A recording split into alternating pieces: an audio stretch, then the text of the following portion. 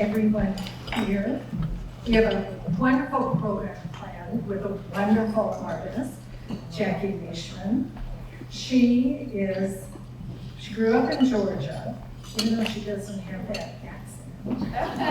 She moved to Los Angeles area after completing her Master's of Fine Arts degree from the Academy of Art in San Francisco. Originally trained as a photographer, she now works in collage, including fragments. She works using both traditional and non-traditional materials, including fragments of old projects.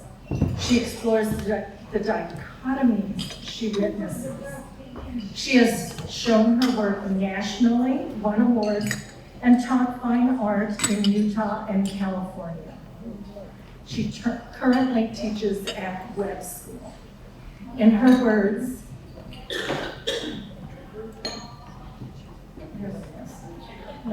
sorry. The world is collage to me.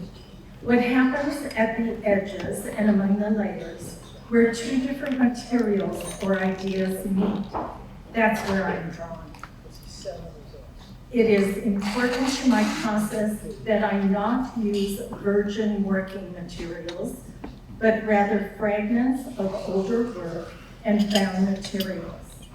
Something from something, beauty from ashes. So I now present to you Jackie Nishman.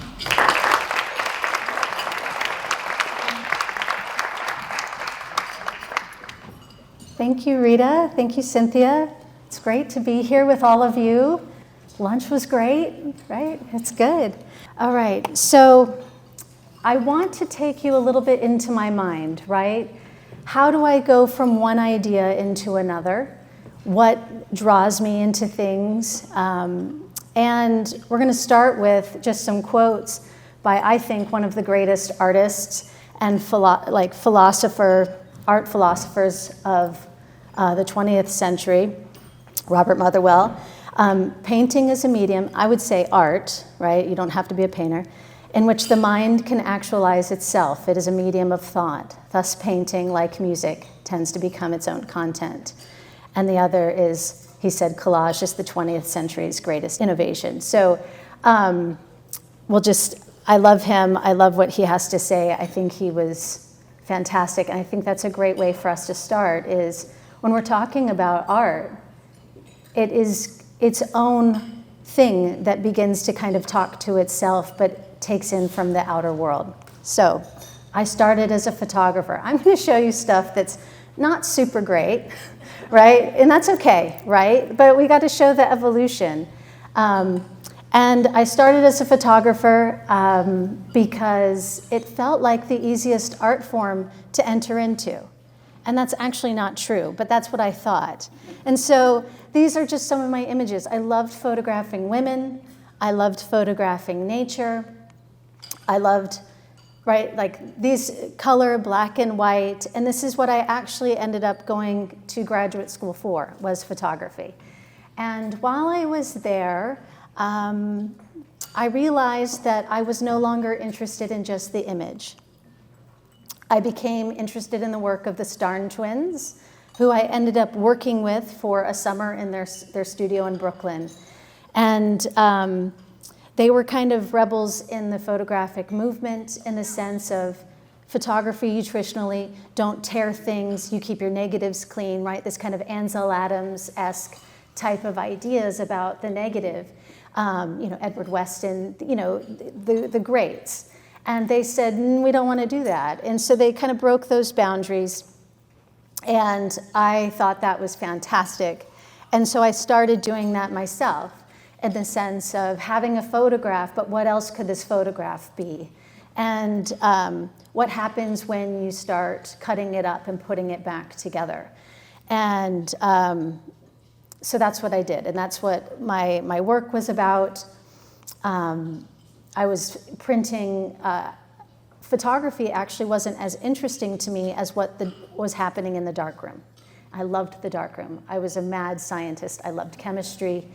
And I would print on all kinds of things they said you could never print on, I was printing on. And I ended up designing a mural darkroom for myself, meaning I could print things 10 feet by 10 feet.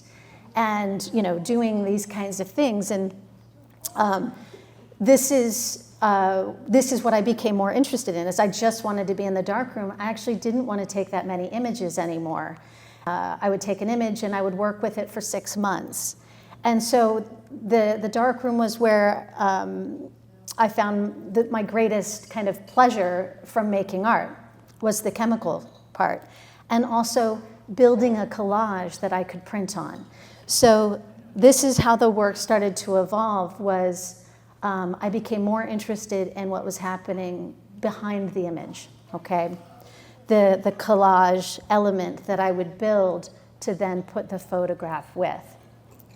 And these are still photographs. You can see there's through lines, right? It's still photographs of women, typically nature, right? It's still there. It's just now I'm starting to change how I view my material, right? How I view the image. So these are just some samples of that, images of women, but I want to kind of show you some of these things. I'm going to pause there because dark rooms no longer became available to me. So I started having children, right? I was pregnant. I was extremely worried about what would happen if I had these chemicals in my system, and if something happened to one of my kids, I would never, right, feel okay about myself again. And so, and at the same time, digital photography really took off. And so people were closing dark rooms. And so between these two things of me feeling like, even though I would go in with my gloves up to my, armpits, and I had, all this gear, between those two things, the dark room wasn't available. So what do, right? I'm still an artist. I have to create. And my form of art is actually no longer. So I had to start reinventing what I did. And I had to really question, if I can't use an image anymore, or I can't have a photograph, and I had to really rethink what an image was, what do I do? So I started experimenting outside the darkroom. And that's what, this is still part of the darkroom, but this was like a pinhole camera. I'm starting to use cheesecloth. But this, so what happens when it's disrupted, right? You have to reinvent yourself. And I had to question what a photograph was. And so we think of an image, and we're inundated with imagery. Imagery, it almost becomes like, I even heard somebody in the arts tell me, why are we even doing photography anymore? It's not even a valid art form at this point, which I was like, wow, that's kind of, because it's still, I think, a really great one. But this is the conversation that's happening, is when everyone can take an image with their phone in their pocket, we're so used to seeing image. What makes an excellent image, right? I don't know if we're as used to seeing excellent images. We're used to seeing a lot of images, but not excellent images. Okay, so I had to really think about what I was doing. So I've always loved painting, and I really dug into the work of Richard Diebenkorn, okay? Joan Mitchell, Amy Sillman, Franz Klein, Esteban Vicente, okay? And I started making these things, okay? These aren't great, right? They're an experiment. What can I do with taking in all these images of paintings, right? And collages, right? Esteban Vicente was a painter as well, as his collage work is actually my favorite. But I started saying, what can I do with this? What can I make? What speaks to me, right? And imagery sometimes would still show up, right? These were old images. I have boxes of stuff. Can I make something from this?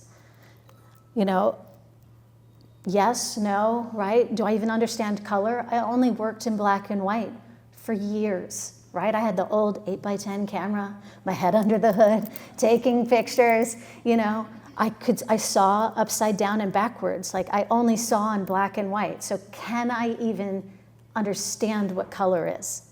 And these feel like kind of basic ideas, because don't we all see color? Don't we all like color in some way? The thing is color is what carries feeling, right? Color is what brings feeling to the work. And we all have very different relationships with color, right? So what was mine?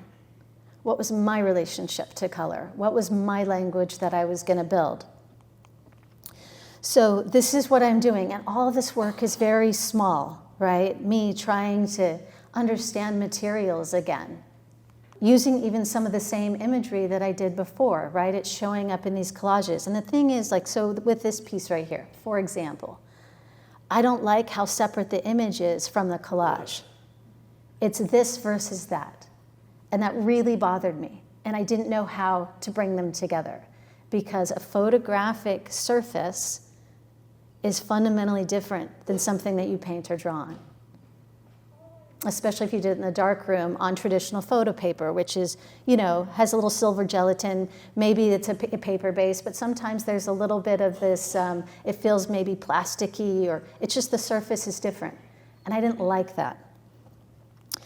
So I was trying to, through my printer, I probably broke many printers because I was running all kinds of things through my printer. Cheesecloth, fabric, weird papers that I made, and then it would break, and, it was. And so just to say, like, can I change the surface that the photograph is interacting with? I still was kind of obsessed with the idea of an image. I didn't know what to do without it. It was the thing that I pushed up against. It was the thing that felt like reality that I could then manipulate. Okay, so photography is, right, based in, now with AI and all these other things, anything can exist, but traditionally photography was seen as something actually had to exist in the world for you to photograph it. And so there's an element of realness in that, whether or not you manipulate that, but there's a reality to it. There's also a sense of time, right? No one was really thinking about blurring time before photography, right? A slow shutter speed. You could really see where something started and where it ended in one frame. That's a really beautiful idea, right? So these things that are inherently gorgeous and wonderful to photography, I wasn't ready to let go of those. And so I'm still using photographs, right? But you can see me starting to fragment this, right? How much can we tell of what it is? Has it changed? Does it matter what it is anymore, right? And so this was kind of a big transitional piece for me. I went and did a workshop with my mentor, who was the head of my photo program at my graduate program. He left soon after I was done and started his own school. And I would go so often and do workshops with him. We still stay in touch. He still wants to know exactly what I'm doing. I send in pictures. He obviously has opinions. And so this was a piece where he told me, I want you to make the left side about still life space, which that's its own sense of spatial relationship, meaning it's typically shallow, okay? And then the right side is a landscape space, but they have to work together, right? And so over this weekend, we're really diving into what do these ideas mean? And I made this piece, and I was like, I can do this, right? There's no imagery anymore. The thing that I was going up against was what I was looking at, right? I didn't need the photograph. I had life itself, okay? So this was that was a big deal to me. And so then I started taking digital images, right? Because I hate sitting in front of a computer. But I was like, I guess this is what I have to do. I'm still not still don't have a dark room. But I was like, can I still do this with an image? So I'm painting on it, gluing things onto the image. And I didn't like any of these. They still felt a little basic to me. I didn't I'm experimenting, right? It's taking me 8 years, right? Like I'm in the midst of having children and trying to reinvent myself. And so I'm trying all of these different things of, well, what is it that I can do, right? And so I'm working. And they're okay, right? The use of color is a little questionable. The use of form is questionable. But I feel like I'm on a path. And so I got it to that point, and I was like, was there more to learn, right? Obviously, yes, always, right? Could I learn more about the visual language that's shared between photography and painting and drawing? What is that language? Well, how do I do that, right? So I'm just educating myself. So that's an Edward Weston, and that's a Diebenkorn. What's being shared? What is something that I can really take from this that lights me up, right? Inherently different. One is a drawing and one's a photograph. But there's a sensibility that's the same, even though they're both, obviously women. But there's something about a quietness that's happening. Photograph, right, and a Richard Diebenkorn. There's something about the forms, right? One's a figure, one is an abstraction of a landscape. And yet, there is something there that means they can talk to each other, right? That's an Alex Webb photograph, and this is, I think that's Robert Motherwell. Look at the use of black, right? That's really interesting, that black, which is a shadow in a photograph, right? That's how Alex Webb is using this, is this not just a shadow, but it is a sense of emotion that's happening in the one on the right, which is also happening on the one on the left.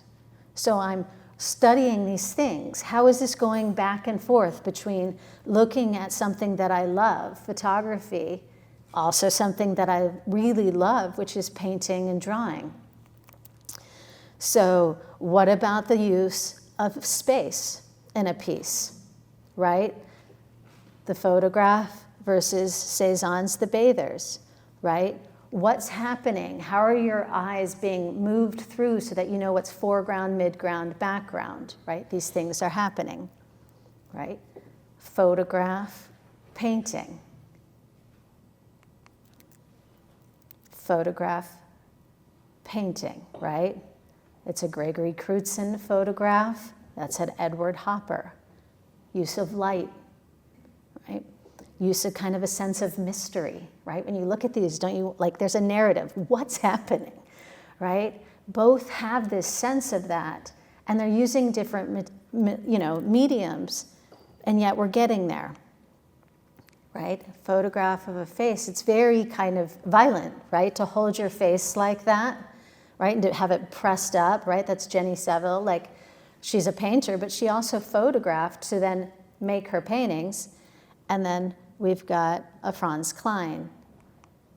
So photograph collage, right? So I'm really just looking at these things, and I'm spending some real time on this, right? One of the things that my mentor said before I left was, he said, who are you gonna talk to about your work when you're finished here, right? Because you have teachers, you've got your peers, right? When you're in grad school, it's just you're inundated. He's like, you're gonna go off, you're gonna be by yourself. Who are you gonna talk to now? I was like, no, he's like, dead artists. You are gonna have conversations with artists that have gone before. Some are dead, some are living. But just the idea of the art is your teacher. They already figured it out. They figured out some of these problems that you're really struggling with. Look at their work. The answers are in their work. So that's what I've been doing, right? We've got Hammershøi, fantastic painter, right, of kind of quiet inner spaces, and Imogen Cunningham, right, photograph, beautiful sense of light. So deep dive, right, looking at all these things. And maybe that's not interesting to you, like, what are you looking at? Why are you looking at these things? But it's actually really important to know, like, it doesn't just happen. You don't just all of a sudden end up somewhere making great work that you're proud of. It's like, oh, there were years of a lot of bad work, a lot of bad stuff. So this is what came out of that.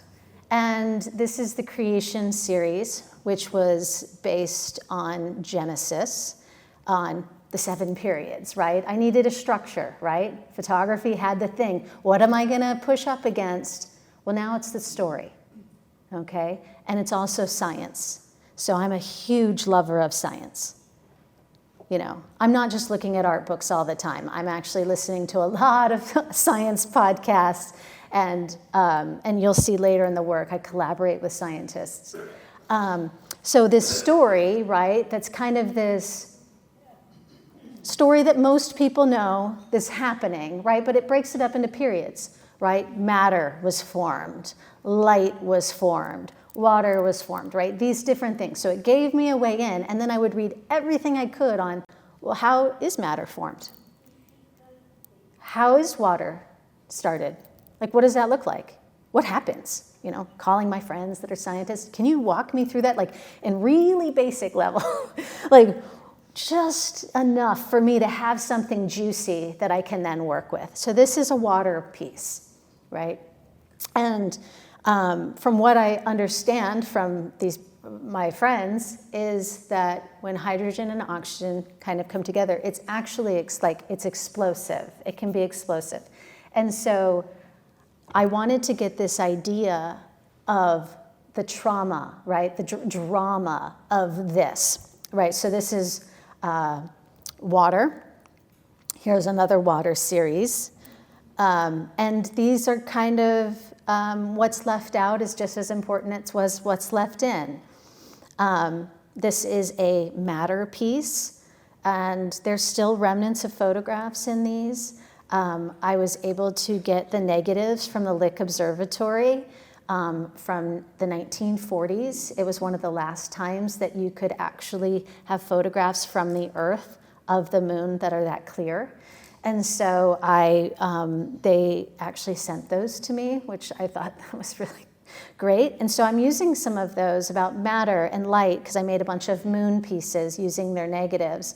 But this idea of matter kind of coming together and also breaking apart, right? So that's what is happening here. This was, Adam and Eve, right? This idea of, can you put together a human form from what already exists? Well, so this is just pieces of my studio, right? Had floating around, and I could be a creator for a moment and create a man and woman, kind of, with wire and wood and metal. But this idea of using what I had, right? Like this idea of evolution, right? Kind of going from one thing into another and giving it form. So I made this, and I'm just showing you a few pieces from that series. There's a whole bunch, right? I was like deeply in that body of work for a very long time. I thought I would be there forever, but then I wasn't. And then we went to Yosemite.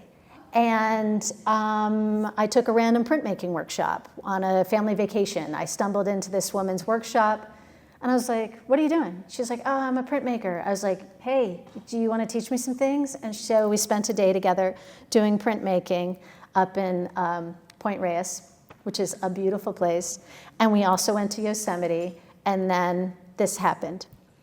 And I was so struck by Yosemite, by the violence of that place, really that was living kind of neck and neck with beauty.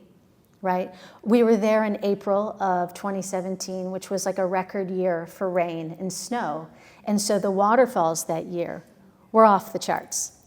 And I could hear the water break apart the granite faces. It sounded like semi-trucks slamming into these walls of the granite that looks like it's never going to change. It looks, it's iconic, it's huge, it's amazing. And I can hear it being changed. And then you see the remnants of that on the floor of the valley, right, with all the talus, these big boulders. And I was just taken with this idea of violence, beauty, creation, right? Water that's so violent is also the same river that's really peaceful just down below, right? The granite wall that looks like it's never going to change. I'm hearing it and I'm watching it be changed. So these things really struck me, and so I started making these drawings. And I make all of these upside down and backwards. They're black and white because I was trained as a photographer to look through a thing, right? You see that it starts to come back. I see upside down and backwards still sometimes, so I draw that way. And so these are drawn upside down and backwards. And then I made these, and I started collaging into them and wanting to understand what is the relationship of this place, right? This beautiful, beautiful place. So the thing that I'm going up against is my memory of an experience. What can that be? Can I abstract it? Because I'm not trying to show people what Yosemite looks like. People have done that so well for a long time. It's what I think about it and how it changed me and how things can be two things at once, right? I like those in-between spaces. So I'm making these works about Yosemite. They're becoming increasingly more abstract because they're now about kind of other things. They're starting to shift. And I probably made over 200 drawings. I made over 100 collages. And the scale of these went from small, right, 5x7s, all the way up to 9 feet by 6 feet. So working in all of these different ranges to just try to get at something that felt correct. And really also beginning to experiment with color, right? Color in a real way that felt honest and that I could figure out what color meant for me. I still don't really use orange very much unless I want to feel completely out of sorts. Orange makes me nuts. So if it shows up in a work, it's supposed to be like, oh, that's a point of tension, right? But everything else is kind of, good. So made a ton of these, right? This was a big one. This was actually displayed at the Claremont Lewis Museum of Art. Hi, Seth. And COVID happened. So I was deep into my Yosemite series. COVID happens, we're all at home. And I started a new series. I am also a huge fan of poetry, and I read a poem by Wendell Berry called The Peace of Wild Things. And I think it says, when despair for the world grows in me, and I wake in the night at the least sound in fear of what my life and my children's lives may be, I go and lie down where the wood drake rests in his beauty on the water and the great heron feeds. I come into the peace of wild things who do not tax their lives with forethought of grief. I come into the presence of still water, and I feel above me the day-blind stars waiting with their light. For a time, I rest in the grace of the world and am free. And what better time, right? I think we all felt a little bit like Wendell Berry did when he wrote that, right? It was a little, we didn't know it was going to happen. So I started making this series. Still quite inspired by the American West. Not necessarily Yosemite, but as somebody who grew up on the East Coast, in Georgia, I couldn't see anything but for trees. I mean, trees are everywhere, and it's beautiful. But on a hike with my family in Kolob Canyon, which is just, it's kind of part of Zion, we met this hiker from North Carolina, and he told me, and this was before this time, but what he said stuck with me. And I said, I was like, I love North Carolina. And I was like, why do you come out here every year? Why do you come out here every year? He said, because out west I can see the skin of the land. And I loved that. And I was like, actually, that's very true, because when I was in college at the University of Georgia, I would spend every summer out west. One summer in Colorado, one summer in Montana. And there's always this feeling, right, when you're like wanting to maybe stab your eyes out driving through Kansas and Missouri and eastern Colorado, because you're like, it's been the same for a long time. You finally get to the Rockies and you're like, wow, something amazing just happened. hint here, right? And I've always kept that in the back of my mind, or these experiences that I've had. And so I'm taking loosely the American West and the skin of the land as I also explore the peace of wild things, which is I do go into nature to feel at peace. So this is my reflection on that. So all of these are, I started working in triptychs. You know, they're 44 inches by 90 inches wide. And this is me working on one of them. That's a diptych. That's also two of the pieces. And I worked on that for a while. And then I felt like I needed something else. I worked on that for a few years. We kind of came out of COVID and was like, okay, I'm ready for something else. So I wanted to kind of challenge myself and do a visual exercise. And so I was looking at the poetry of Mary Oliver, again, poetry, right? And the work of Morandi. And so this is Morandi's work. For those that you may not know, pretty much the grandfather of still life. I mean, there's nobody better, I don't think. And his work, when you stand in front of one, you realize that they're no longer about still lifes. He is making a meditation on something much deeper than what he was looking at with those bottles. And I don't think that shows up in an image, but if you do get a chance to stand in front of his work, stand for a while, and you'll realize he was talking about something completely different. So same with Mary Oliver. So Mary Oliver, poet, right? She starts with a observation of the world. And by the end, she's talked about something completely different, right? So, this is one of her famous poems. And she said, who made the world? Who made the swan and the black bear? Who made the grasshopper? This grasshopper, I mean, the one who has flung herself out of the grass, the one who is eating sugar out of my hand, who is moving her jaws back and forth instead of up and down, who is gazing around with her enormous and complicated eyes. Now she lifts her pale forearms and thoroughly washes her face. Now she snaps her wings open and floats away.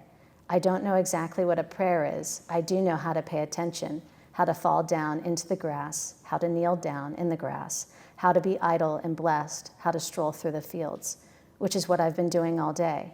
Tell me, what else should I have done? Doesn't everything die at last and too soon? Tell me, what is it you plan to do with your one wild and precious life? This starts by looking at a grasshopper, and now we're talking about what we should do with our life. I mean, that's a real jump. And so I wanted to do that. I wanted to start by intensely observing a still life because I was inspired by Morandi, and I wanted the work to become about something else. I made probably 100 of these. This is a few. They're 5 by 7 inches, right? So when I'm coming up with something that I want to do, I work very small because I can work fast. And these became about not a still life, but about the idea of how far can you push something and it still holds together. Visually, but also maybe more than visually.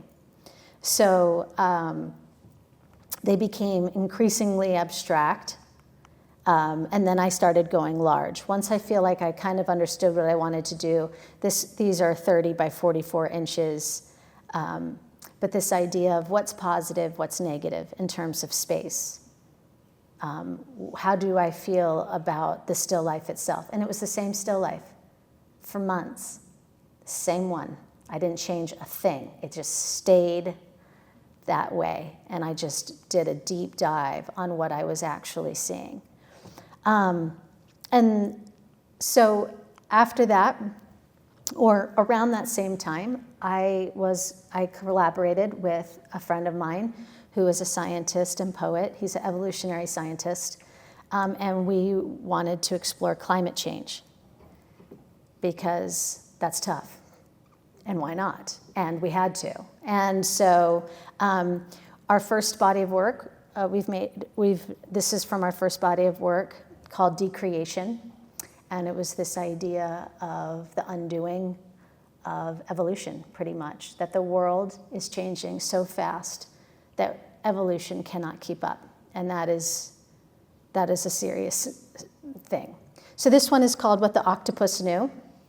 This is how they were, so that's Steve's poem on the right, my work on the left. And this is how they were printed in the journals. So this work was published in a lot of poetry and art journals. And it's about, this is about the coral reef. So, I made this amazing piece, and then I started covering it with white paper, just taking it out to cover it up, this idea of bleaching, right? And he wrote a poem about what the octopus knew, which is this octopus that, right, can meld itself in color change. What happens when there's no colors anymore for it to do what it does? This is called Destroyers and Monsters, the End of Evolution, and it's about human beings. And this idea of, and I made a diptych of a kind of this thing with color and all of the stuff, and then the second half it starts to be less than, and so he made a poem about that. And the way that Steve and I work is that he makes something, he writes a poem, or it starts with a phone conversation, and our conversations would be about science, art, whatever's happening in the news, literature, like so many things, right? And then we'd kind of circle around to being like, after this conversation, we'd both go off and make something. He'd write a poem, I'd make something, and then we'd show each other, and then we'd make something in response to what the other had just shown. So it was this call and response, this back and forth that went on and on. And so this first body of work, Decreation, was bought by a university. They bought the entire series to teach students about what interdisciplinary work can be, right? What happens when a scientist, poet, and an artist get together? Well, it's actually pretty interesting. And so they could use it to study, and so it's in their library archives. This is from our second series, which was, there was a lot of fires that happened, not just this past year, but a couple of years ago, we had our friend who lost her whole property in Colorado in the troublesome fire that had been in her family for generations. And I also, a very dear friend of mine, lost everything she had in the Napa fires. And so fire was becoming increasingly on our minds. And so we wanted to make something about trees and forests, not just about fire, but deforestation and monoculture, these kinds of things. So this is a piece called Ghost Trees. And so Steve wrote a poem about it. We have several in the series, and this was also published in a lot of art and poetry journals. This is a piece called Sunlight, Wood, Flesh. There's his poem, which is about how trees actually communicate under the ground through the roots, and what happens when all that connection is broken. You've actually killed a community. And so there's a lot from this series. A lot of it's been sold. And then we said, okay, we're done with that series. We're very depressed. We can't make any more work like that. For a while, like I said, not that I want to put my head in the sand, but like, can we focus on like our love of nature and not just like crying in the corner? And so this is what we're actually working on now. And this is called Emergence. And we're thinking about what happens. What can emerge, right? New things can. Can we have hope? And so we're trying to focus on that. And this is Steve's poem, like the sound of a broken wing in a forest bathed in lunar light, birdsong announces the presence of something that loves beauty lurking in the interstitial space, a shared cosmos. And so it's just us having a lot of fun thinking about possibility and love and hope. So this is that work. And that's ongoing. We're still on that because we don't feel like we're done. And then I was commissioned to make a piece in Atlanta And this is a video of me working on this big thing. So my work is big, and so I have to have a rigging system to create what I create sometimes. So that shows you kind of me working in the studio, working on this work, which was this. This is before it left my studio and was installed. It's 13 and a half feet high, it's 27 feet wide, and I was commissioned to make a piece based on growing up in Atlanta, and kind of what do I think about that, and it's going to go in the lobby of this bank building. And it was collage, and they were like, we don't know if anybody's made a collage this large. I was like, I don't either, and I can do this. And I did this all by myself in my studio, gluing, all of it. It's very physical, which I love. I love that. But, kind of an abstraction. And so they flew me out, and I took about 1,000 images at the Atlanta Botanical Gardens to get the idea of the color, right? Because this was right next to the Atlanta Botanical Garden. The place was in Midtown. And so I'm basing the color off of what actually grows there. And kind of the abstraction of there's the North Georgia mountains that have like this big, space in my mind of growing up there. We spent a lot of time there as a kid. And also just so much green. It is a place that feels verdant and just like things are growing on things everywhere. And so I wanted to give that sense of it. And then that's it installed in the space. I went out to help with the installation, but that took months, right, to make something that large. Like everything else stopped so I could make that. And so now I'm working on a body of work called Pilgrim, and I've been working on it for a little while, and the seeds of it were given to me in COVID. My dear friend that I lived in San Francisco with, I lived with a bunch of actors, and she had a friend that was a poet, and he was in love with her, and then he left to go do the Camino, I think because she didn't love him.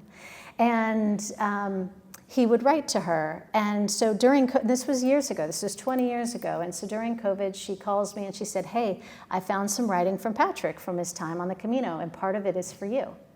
And I was like, what do you mean? And she said, well, let me just read it. And so she's reading to me this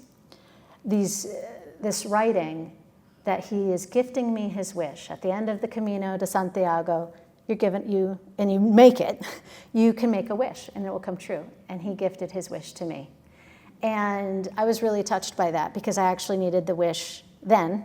Home, like having 3 kids at home at COVID, trying to figure out their schooling and working, 2 parents working full time, and you have to like feed everybody all the time, and you're like still staring. I needed the wish then, right? And I was like, wow, what a gift.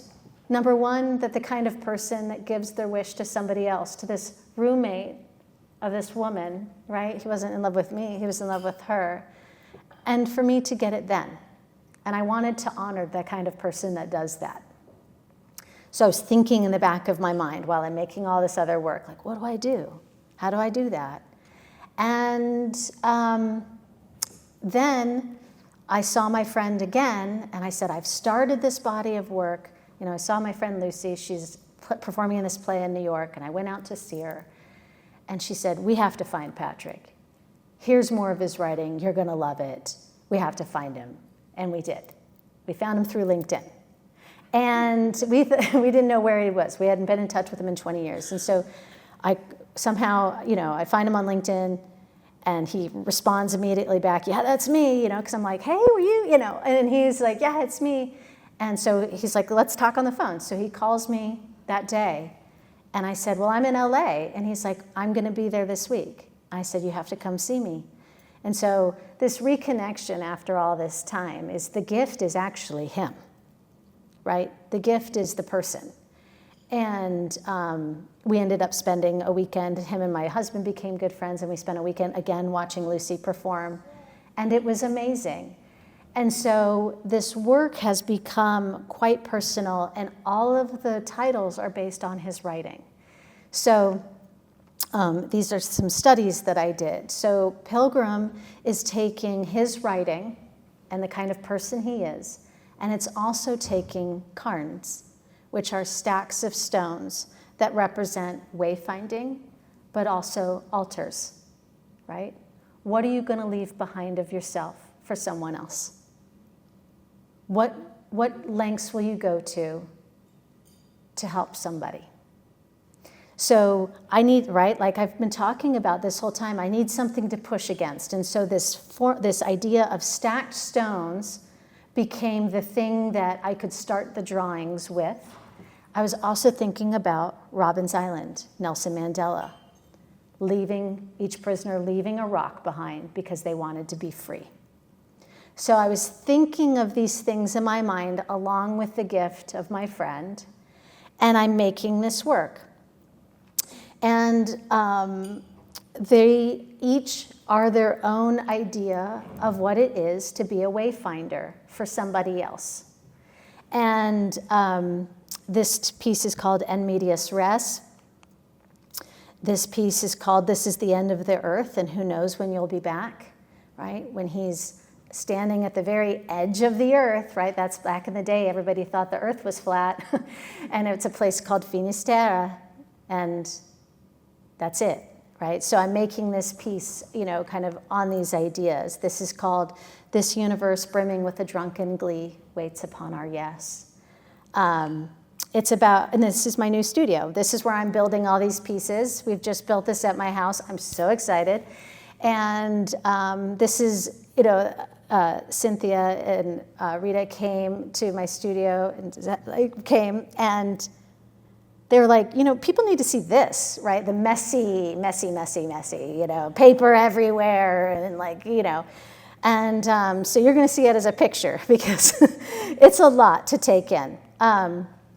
This is the, I typically work on more than one piece at a time so that when I get stuck, I don't ruin something, I just move on. And typically while I'm working on something else, it comes to me what I should do with that. So I'm always making moves in some way. And if I get really stuck on these larger pieces, I go small. Or I make something and it ends up getting ripped up anyway. I mean, that's the great thing about collage is nothing is wasted. An idea that I had that didn't work out, all those ones that I showed you, guess what? They've been ripped up and they're in things. And so it's okay, right? So these are, it's called Further Still, and then the other is Why Not Have Achilles' Life Just for a Couple of Years. And I love these together. These are 10.5 feet by 6 feet. Here's a sense of scale of them installed. And but I know that you've been listening to me for a while, so I want to end. But I just want to say thank you for having me. This has been really wonderful. Art matters, right? In a time of when we don't quite know, like AI is taking a lot of those jobs, like making real things matters. And so just thank you. Thank you for your time.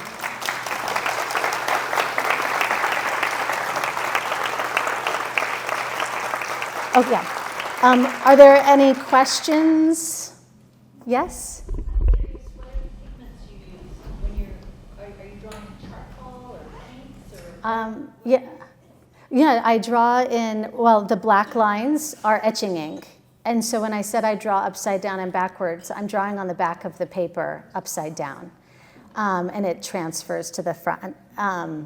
So I also draw with charcoal. The color is oil paint, acrylic paint. Oh, thank you. All kinds of different things. Oil pastels. I mean, it's all of that. I mean, I'm making all of the stuff myself.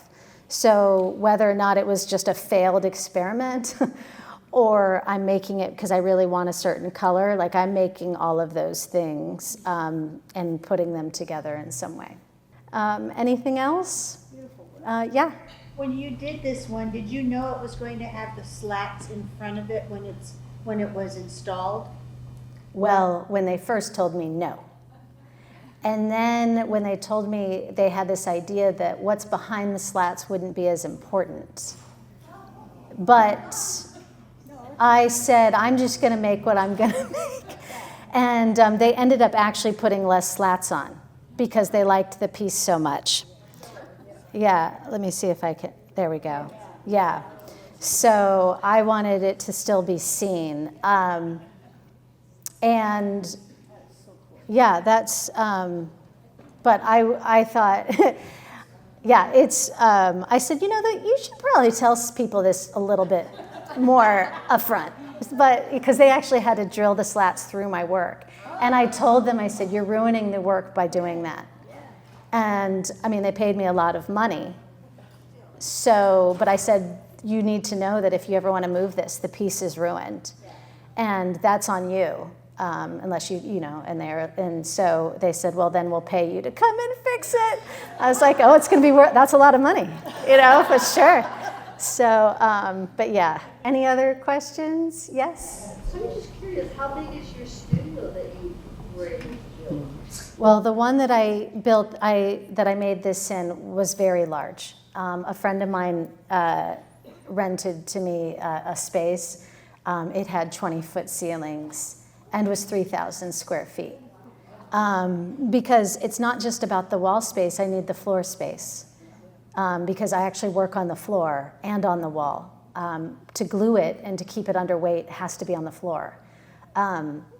So it needed to have that much floor space and for me to move around and still do stuff. So I rented that space and then I kept it for a while, and then